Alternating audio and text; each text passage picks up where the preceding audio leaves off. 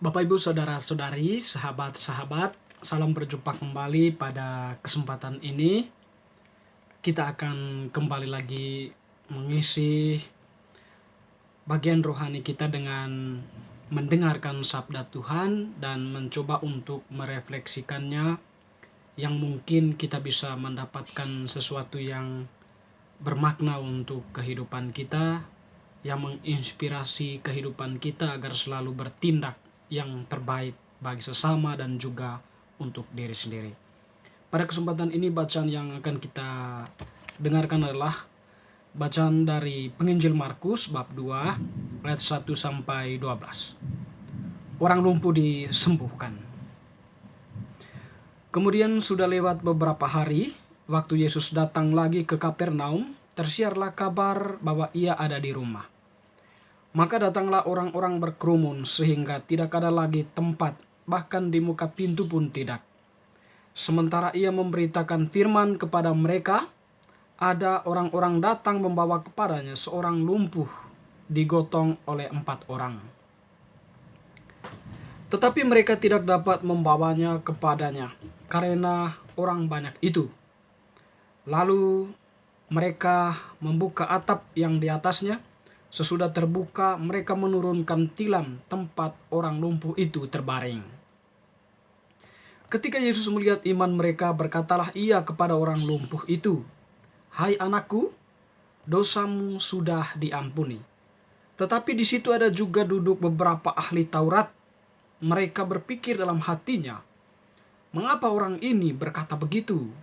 Ia menghujat Allah. Siapakah yang dapat mengampuni dosa selain daripada Allah sendiri?" Tetapi Yesus segera mengetahui dalam hatinya bahwa mereka berpikir demikian.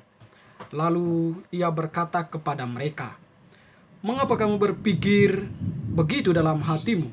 Manakah lebih mudah mengatakan kepada orang lumpuh ini, 'Dosamu sudah diampuni,' atau mengatakan, 'Bangunlah, angkatlah tilammu dan berjalanlah'? Tetapi supaya kamu tahu bahwa di dunia ini Anak Manusia berkuasa mengampuni dosa." Berkatalah ia kepada orang lumpuh itu, "Kepadamu kukatakan, bangunlah, angkatlah tempat tidurmu dan pulanglah ke rumahmu." Dan orang itu pun bangun, segera mengangkat tempat tidurnya dan pergi keluar di hadapan orang-orang itu, sehingga mereka semua takjub lalu memuliakan Allah, katanya, "Yang begini belum pernah kita lihat." Demikianlah Injil Tuhan, terpujilah Kristus. Bapak, Ibu, Saudara-saudari yang terkasih, dalam kehidupan kita ya, terkadang kita berhadapan dengan berbagai fenomena kecurigaan ya, berbagai fenomena ketidakpercayaan terhadap setiap tindakan yang dilakukan oleh seseorang ya, atau tindakan kebenaran yang dilakukan oleh seseorang. Tentu kita bisa memahami hal itu karena memang kita berhadapan dengan suatu fenomena diri yang selalu berpikir sempit tentang orang lain ya, atau berpikir terlalu subjektif terhadap orang lain. Jadi apa yang kita pikirkan itu sebuah kebenaran, tapi sesungguhnya yang kita pikirkan itu belum menunjukkan suatu kebenaran bagi subjek yang lain yang berada di luar diri kita. Tetapi memang itu yang pernah dan mungkin kita alami sendiri terjadi dalam kehidupan kita. Teman-teman yang terkasih, dalam bacaan tadi ditampilkan kepada kita ya bagaimana relasi sosial yang dibangun oleh 4 orang yang menggotong seorang yang lumpuh. Bagi mereka, orang lumpuh itu bukanlah saudara yang lain dari mereka, tetapi orang lumpuh itu adalah semacam bagian dari diri mereka ya.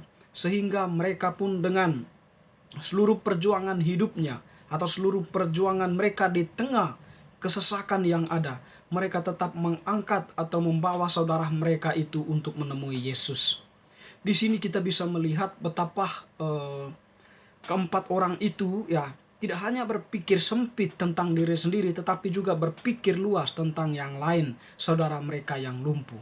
Nah, hal itulah yang kemudian dilihat oleh Yesus ya, bahwa Yesus melihat ya dari sisi rohani iman dari keempat orang itu, bahwa keempat orang itu memang menunjukkan suatu kualitas iman yang baik ya, atau iman yang dalam tentang penghayatan akan nilai kemanusiaan ya.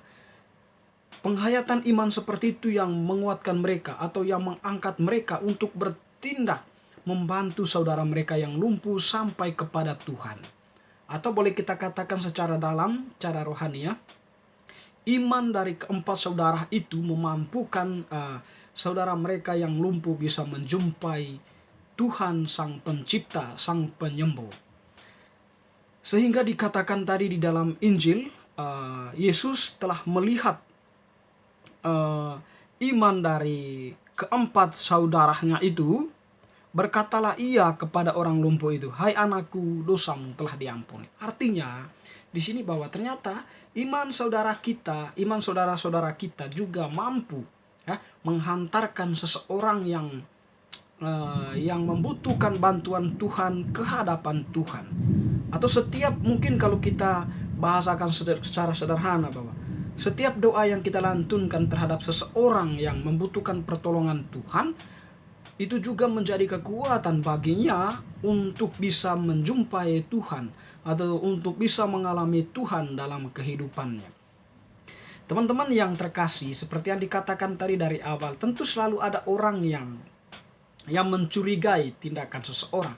Ketika Yesus mengatakan bahwa, "Hai anakku, dosamu sudah diampuni," kepada orang yang lumpuh tadi itu, alih-alih Farisi, alih-alih Taurat yang ada di sekitar situ mencurigai Yesus. Nah, di sini mereka berpikir atau mereka berpedoman pada suatu ajaran mereka yang sifatnya sangat subjektif, atau ajaran mereka yang sangat mereka pegang teguh itu. Mereka menganggap apa yang dikatakan Yesus itu adalah sebuah tindakan penghujatan terhadap Allah ya.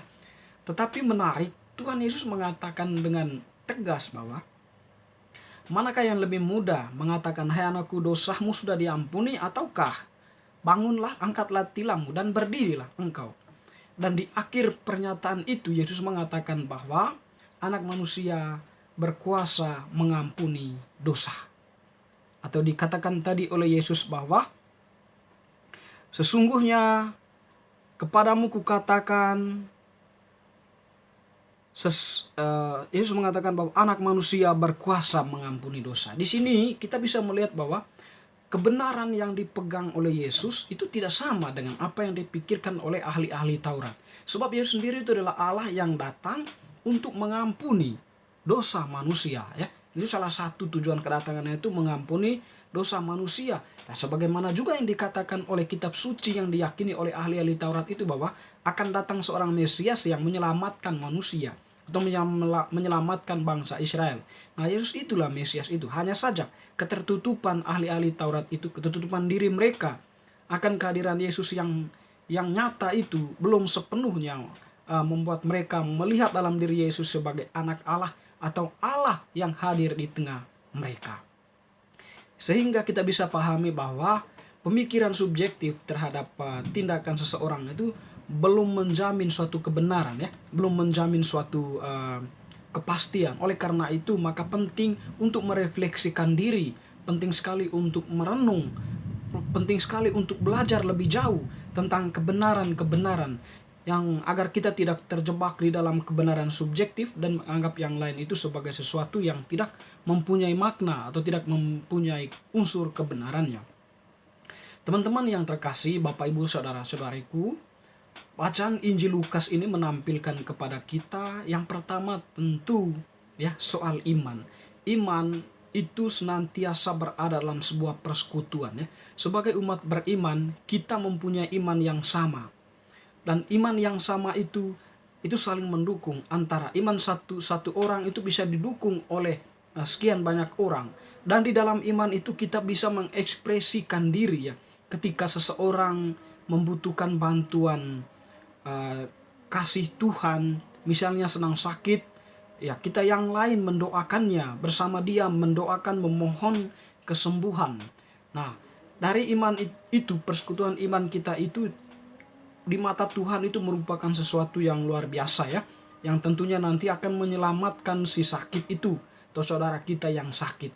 Dengan demikian bahwa kita sebagai saudara di dalam iman penting sekali saling mendukung ya, di dalam doa, di dalam kegiatan-kegiatan rohani lainnya. Di samping itu bahwa kita juga diajak untuk senantiasa tidak berpegang pada suatu prinsip subjektif ya, atau kita tidak selalu ego dengan diri sendiri, tetapi kita diajak untuk mampu berpikir luas tentang yang lain ya, tentang kebenaran yang dialami oleh orang lain.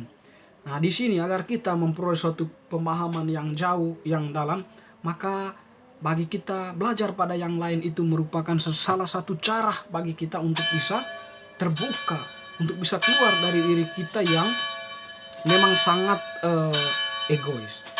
Teman-teman yang terkasih, semoga bacaan hari ini meneguhkan iman kita untuk terus bertindak yang baik, untuk terus menampilkan diri di dalam kebenaran yang dikehendaki oleh Allah sendiri. Semoga.